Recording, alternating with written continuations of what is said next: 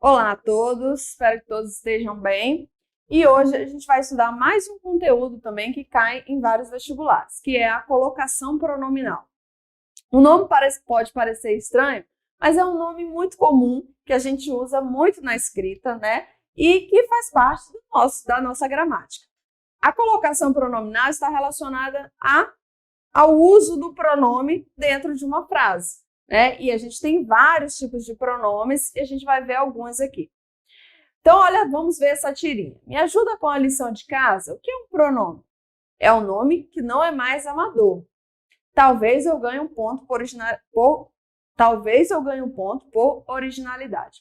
Bom, a gente tem aqui um diálogo, uma tirinha, basicamente, e uma pergunta, né? Uma metalinguagem. O que é o pronome, né? E aí ele responde, é um nome que não é mais amador. Por quê? Porque ele já foi mencionado ali na frase anterior, eles já falaram dele, não é um nome novo, né? E esse realmente é um conceito diferente, mas que tem muita relação, né? Que define muito bem o que é o pronome, né? Então, quando a gente estuda a colocação pronominal, não tem como não estudar os pronomes, porque eles fazem parte, né, ali da frase. Mas, claro, que a colocação pronominal, ela se refere a ênclise, mesóclise e próclise, que são três palavrinhas que a gente quase não ouve falar, mas que a gente usa muito uma delas na escrita aí e na fala. Então, vamos ver esse exemplo. Pedro deitou tarde. Pedro ainda dormia quando, de manhã, a mãe de Pedro chamou Pedro. Vamos reparar bem essa frase. O que ela se repete aí? O nome Pedro. A gente tem esse nome falado várias vezes, né? No mesmo discurso, ali no mesmo enunciado. E por que a gente tem necessidade de repetir toda hora a palavra Pedro se existem pronomes para isso? Eu posso colocar o menino, o filho, ele. Então, todas essas palavras podem fazer referência, podem fazer uma substituição a esse nome aí, Pedro, né? Pedro deitou tarde, ele ainda dormia quando de manhã sua mãe chamou. Reparem aí que a gente tem uma substituição da palavra, do nome Pedro, do substantivo Pedro. A gente não tem necessidade de repetir toda hora essa palavra, até porque isso causa empobrecimento ao texto. E aqui fica a dica também para a sua redação. Quando você for escrever o seu texto, não repita várias vezes a mesma palavra. O português é uma língua muito grande, com inúmeros vocábulos e inúmeros itens lexicais, e a gente pode fazer a substituição. E o pronome está aqui para isso, para a gente fazer a substituição do nome, né? Então, ele substitui Pedro, e sua mãe chamou esse ozinho aí também substitui Pedro na frase. O menino chegou, ele chegou, eu também cheguei, você desapareceu. Aqui eu tenho também vários pronomes aí grifados na frase, como ele, eu, você. São pronomes que se referem a pessoas do discurso, né? A indivíduos. Então, são pronomes do caso reto. Ele, eu e você. Então, a gente pode utilizar esse pronome em várias situações, né? No caso do você, é uma palavra muito do nosso cotidiano. E a gente tem substituído ela, inclusive, pelo ser, né? A palavra já foi vossa mercê, vós me ser, você é hoje, e a gente usa muito na fala ser, né? Por quê? Porque a língua falada e a língua escrita são diferentes. A gente vai ver isso no finalzinho da aula. Porque elas se comportam diferente. A gramática é um livro lá cheio de regras, mas quando a gente joga essas regras para a fala, as coisas se comportam muito diferentes. Basta observar aí como fala o baiano, o carioca, o sulista, a gente vai observar as diferenças. Para Celso Cunha e Sintra, os pronomes desempenham na oração as funções equivalentes às exercidas pelos elementos nominais. Então, para que servem aí os pronomes? Para representar um substantivo, então a gente viu o caso lá de João ou de Pedro e a gente substitui por ele.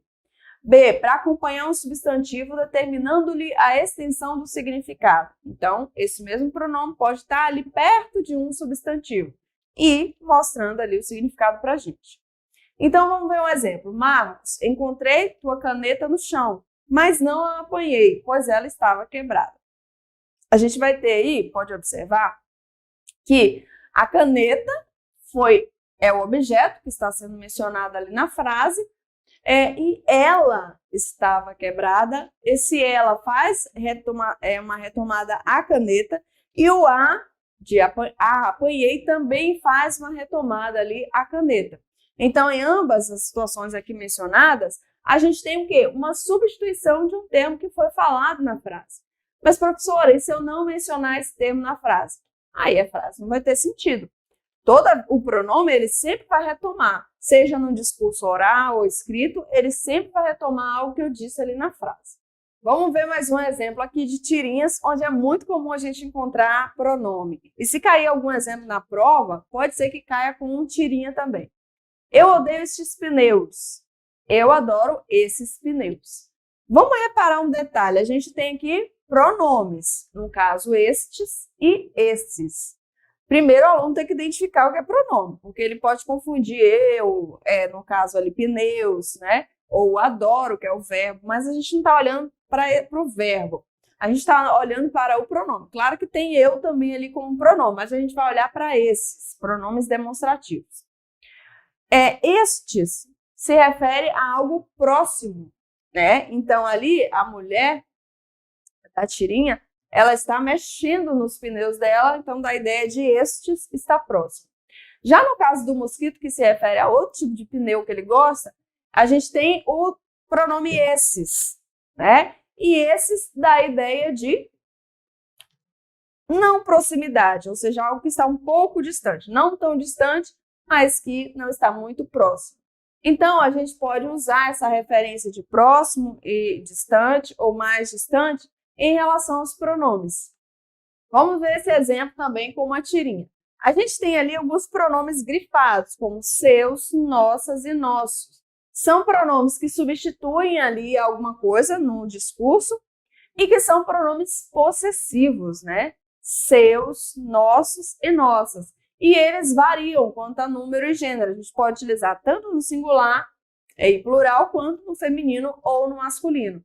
Então, os pronomes, a gente usa muito na fala, na escrita, e eles fazem parte cotidianamente dos nossos discursos. Inclusive, eu usei agora nossos discursos, daí dando ideia de posse.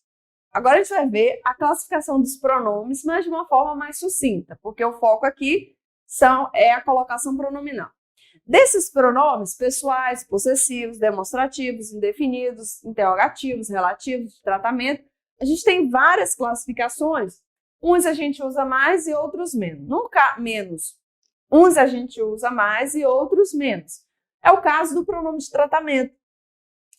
A gente, quando se refere a um reitor de uma universidade, às vezes é o presidente, se a gente tiver com essas pessoas, a gente talvez utilize o pronome você, mesmo sabendo que existem determinados nomes específicos, né? Então, pronomes de tratamento são formas respeitosas de tratar alguém. Então, senhor, senhora, senhorita, você, são formas em que a gente se dirige a alguém. Alguns são mais usados, outros não, né? Como no caso do nós e a gente vai utilizar muito mais a forma a gente do que nós. E ambas significam a mesma coisa. Então, a gente tem aqui os pronomes pessoais, né? Do caso reto e do caso oblíquo. No caso do caso reto, tem uma função subjetiva, ou seja, se refere à pessoa do discurso. Eu, tu, ele ou ela, nós, vós, eles ou elas. O tu equivalendo aí a você, né? E nós, a gente, que são discursos, são termos utilizados mais na língua falada. E no caso dos pronomes oblíquos, a gente tem função objetiva, ou seja, vai se referir a outra pessoa ali do discurso, que pode ser me, mim, comigo, te, ti, contigo, se, si, consigo, lhe, o, a, nos, convosco, vos, convosco, se, si, consigo, lhes, os e as. Todas essas formas a gente utiliza ali na frase, se referindo a alguém ou alguma coisa. E os pronomes oblíquos, tônicos, mim, ti, si, comigo, entre outros, e átomos, mi, te, si, li, lis, o, a, os, as, nos e vos. Então, exemplos. Mandaram prendê-lo, ajudemo-la, fê-los entrar. A gente pode observar que essa parte grifada se refere a alguém aí do discurso que já foi mencionado em outro contexto. Ou trazem-no, ajudam-na, dão-nos de graça, põe-no aqui. São palavrinhas pequenas, átonos ou tônicos, que eu uso ali para me referir a alguém ali do discurso que eu esteja ali falando. Bom, em relação à colocação pronominal, a gente tem três formas, três maneiras de utilizar o pronome. Através da próclise, da mesóclise e da ênclise. Então, o que é a ênclise? É quando, em relação ao verbo, o pronome átono pode estar depois dele. Então, no caso de calei-me, eu tenho um verbo, que é calar, e eu tenho uma partícula ali, o hífen, com o pronome me. É uma forma de utilizar o pronome, né? No caso da ênclise, eu uso o pronome depois do verbo. No caso da próclise, eu tenho, em relação ao verbo, o pronome átono, e esse pronome ele pode estar antes do verbo. Então, eu me calei. O me, que é o pronome, está antes do verbo calar, ou calei. Então, nisso eu tenho uma próclise, ou proclítico. E o terceiro é a mesóclise, que em relação ao verbo, o pronome átono pode estar no meio dele. Então, colocação que só é possível em formas do futuro do presente. A única regra da mesóclise, né? Porque o verbo precisa estar no futuro do presente ou no futuro do pretérito, que são os dois exemplos que a gente tem, calar-me-ei ou calar-me-ia. Eu tenho o pronome entre a palavra, no meio do verbo. Isso que a gente chama de mesóclise e é uma forma pouco usual na escrita e na fala. Vamos lá agora para as regras gerais de cada um deles. A gente fez só uma breve retomada e agora a gente vai ver um por um. Quais são as regras? Será que a gente utiliza adequadamente na escrita, na fala? Como que a gente utiliza? Vamos lá, as regras da ênclise.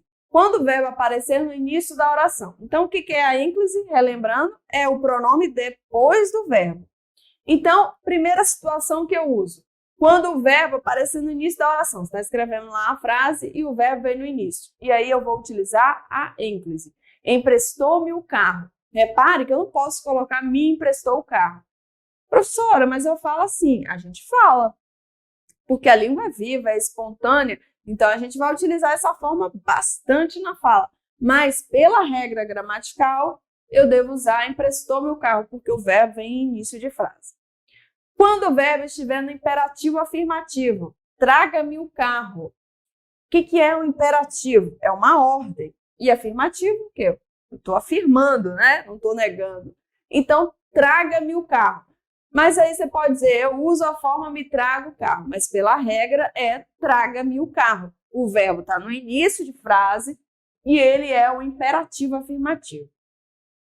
Nascer, quando o verbo estiver no gerúndio. O que é o verbo no gerúndio? Terminação NDO. Ele quis ajudar trazendo-me o carro e não me trazendo o carro. Então, nessa forma, toda vez que tiver gerúndio, eu vou usar a ênclise. D, quando o verbo estiver no infinitivo pessoal. Ele precisa trazer-me o carro. O que é o infinitivo pessoal? Eu tenho aí a terminação ar, er e ir do verbo. No caso aqui, trazer. Então, eu não coloco ele precisa me trazer o carro. E sim, ele precisa trazer-me o carro. Lembrando sempre aí do verbo no infinitivo. E em relação à próclise. Na presença de palavras ou locuções de sentido negativo. Próclise, vamos relembrar, pronome antes do verbo. E aqui a gente se arrisca a dizer que é a forma mais usada na fala. Respeitando a regra ou não, as pessoas têm usado só a próclise. Não me trouxe o carro. Ou ninguém nos ajudou. Eu tenho aí locuções de sentido negativo, como não e como ninguém. Então, toda vez que eu utilizar essas formas, eu vou utilizar o pronome em seguida, antes do verbo. Vamos lá, B. Na presença de advérbios. Amanhã me trarão o carro. Amanhã é um advérbio de tempo. Na presença de vírgula, recomenda-se o uso da ênclise, né? Se eu usasse uma vírgula ali depois. Amanhã trarão-me o carro, como nesse exemplo. Então, olha como a vírgula fez a diferença aí na colocação pronominal. Se eu tiro a vírgula, eu uso a próclise, mas se eu uso a vírgula, eu vou usar a ênclise, né?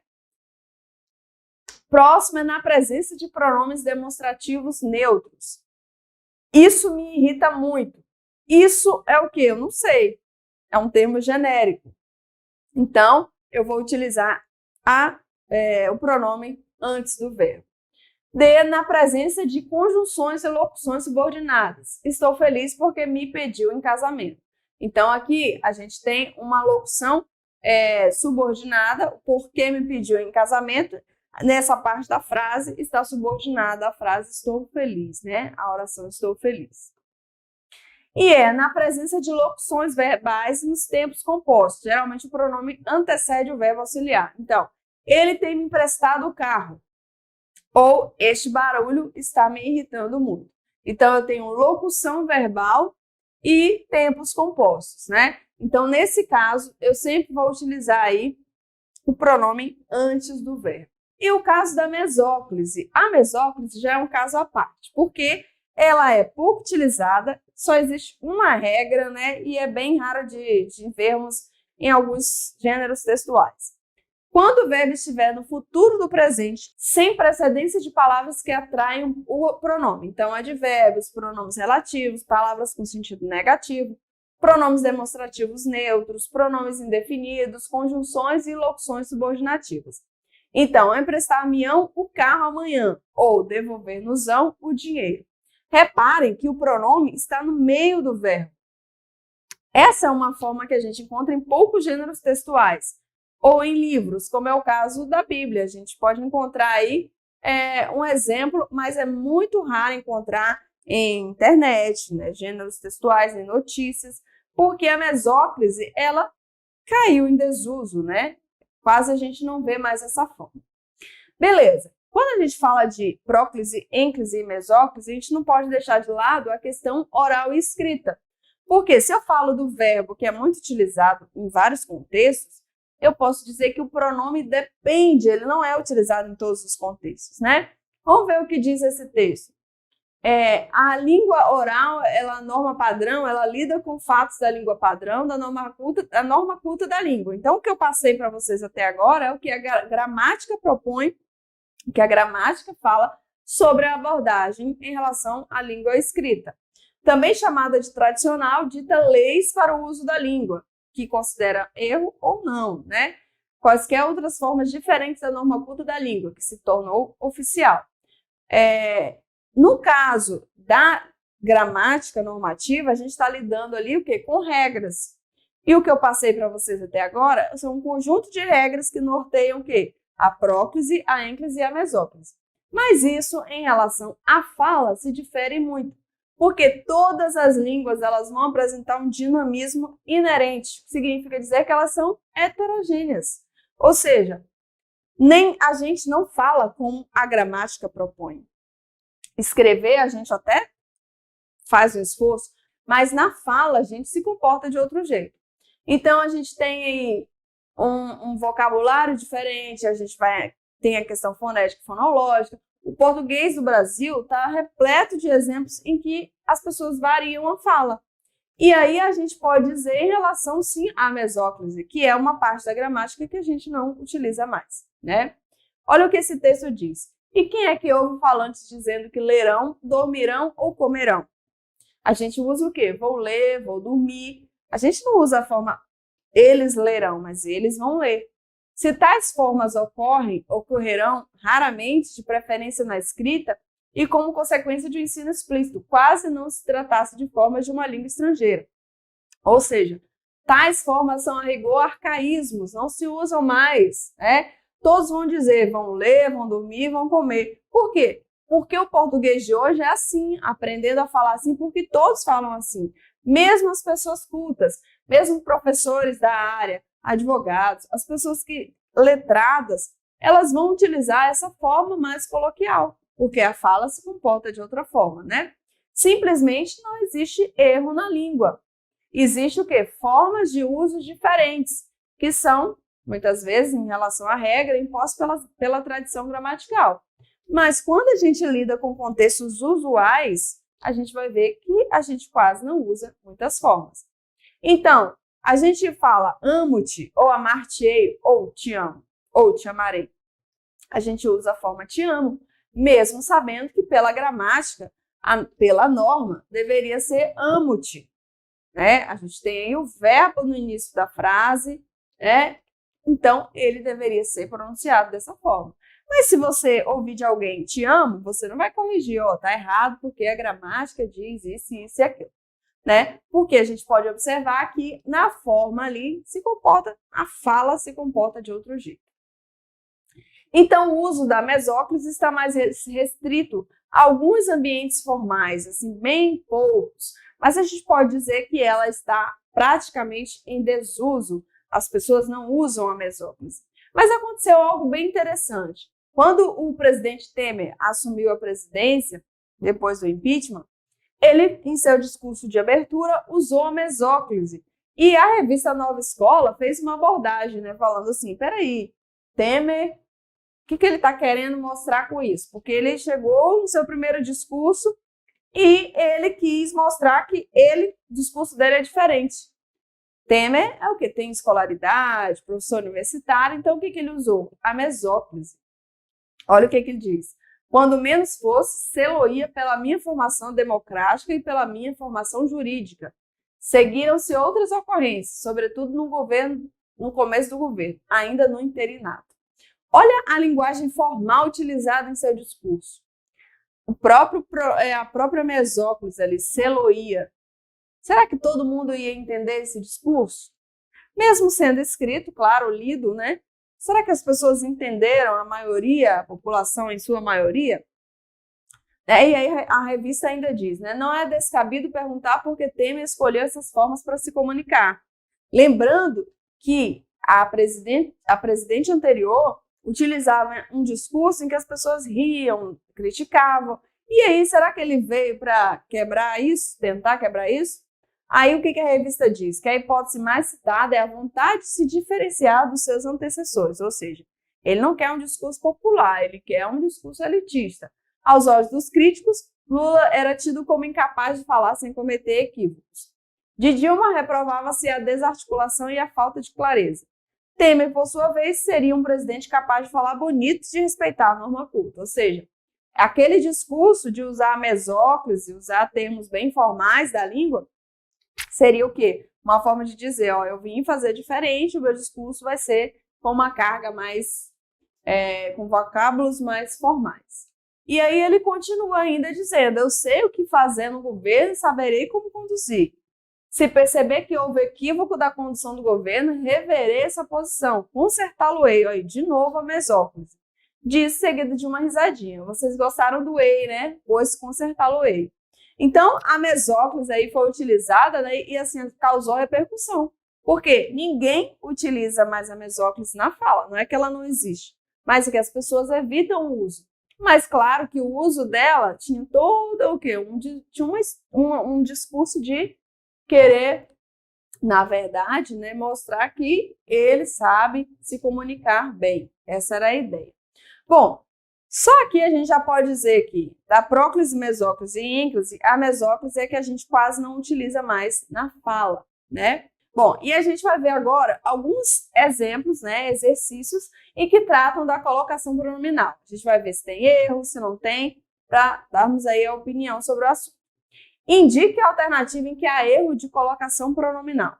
Vamos para A. Ninguém viu sair para o trabalho. B. Alguém o viu sair essa manhã. C. Não vejo desde ontem. D. Foram eles que o viram. E C. Certamente o viram sair esta manhã. Então, qual o pronome que está mal colocado aí na frase? A gente viu que existem 3 formas. Antes do verbo, no meio do verbo e depois do verbo. Qual dessas questões vocês acham aí que se enquadra melhor? Vamos ver, então. Questão A. Ninguém viu sair para o trabalho, né? A forma deveria ser ninguém ouviu sair para o trabalho. A forma está equivocada, né? Então, a gente tem que observar bem o uso ali do pronome na frase. Vamos para 2. Indica a estrutura verbal que contraria a norma culta. A. Ter-me-ão elogiado. B. Tinha-se lembrado. C. Teria-me lembrado. D. Temo-nos esquecido. E E. Temo-me alegrado. Bom, a gente tem que observar agora que a gente tem o me aí sendo usado em várias situações e temos que saber qual delas se adequa mais aí ao uso do pronome. de acordo com a regra que nós vimos. Alternativa correta, contraria, na verdade, a norma culta, é teria me lembrado. O verbo teria, o futuro do pretérito, não é aceita nessa forma, né? Então, eu não deveria usar o me depois deste verbo. Vamos para 3. Assinale a alternativa que apresenta erro de colocação pronominal. Vamos para a primeira. Você não devia calar-se. B. Não lhe darei qualquer informação. C. O filho não o atendeu. D. Se apresentar-lhe os pêsames, faça-o discretamente. E ninguém quer aconselhá-lo. Então, primeiro identificar qual o pronome de cada frase. O C na primeira, lhe na segunda, o na terceira, depois na D a gente tem o lhe, tem o depois e o lo. Será que cada um está colocado aí adequadamente? Vamos ver, alternativa errada, na verdade, a que apresenta erro. Se apresentar-lhe os pêsames, faça-o discretamente. Então, o lhe, depois desse verbo, está equivocado. Reparem que na E, ninguém quer aconselhá-lo. A gente tem um lo aí que representa o quê? Um pronome, está se referindo a alguém. Na A, você não devia calar-se. Quando eu tenho o pronome no infinitivo, o ar, ar, ir, o pronome vem depois. Então, tem que lembrar de todas aquelas regras para poder não cometer um equívoco. A alternativa em que o emprego do pronome pessoal não obedece à norma culta brasileira é A. Fizeram tudo para eu ir lá. B. Ninguém lhe ouvia as queixas. C. O vento traz consigo a tempestade. D. Trouxemos um presente para si. E não vá sem mim. Qual alternativa vocês acham que é? A, B, C, D ou E? Alternativa D. Trouxemos um presente para si. Olha o uso desse pronome aí, completamente equivocado, Trouxemos um presente para você, mas não para si. Porque se refere à própria pessoa ali que está falando, se remete, faz uma referência à própria pessoa. Então, aqui a gente tem um equívoco nessa questão. Bom, então na aula de hoje, a gente viu como que a colocação pronominal está muito inserida nos nossos dias, seja na língua falada ou na língua escrita. Na língua escrita, é importante a gente observar que, embora as regras existam, ainda assim as pessoas cometem muitos equívocos. Letras de música é comum a gente ver as pessoas utilizando muito a próclise ao invés da ênclise, e vice-versa. Mas na fala a gente utiliza muito. Então, se eu falo assim, me empresta um caderno, pela regra deveria ser empresta-me um caderno. A gente tem uma ordem aí, um imperativo, Mas na fala isso não causa nenhuma estranheza.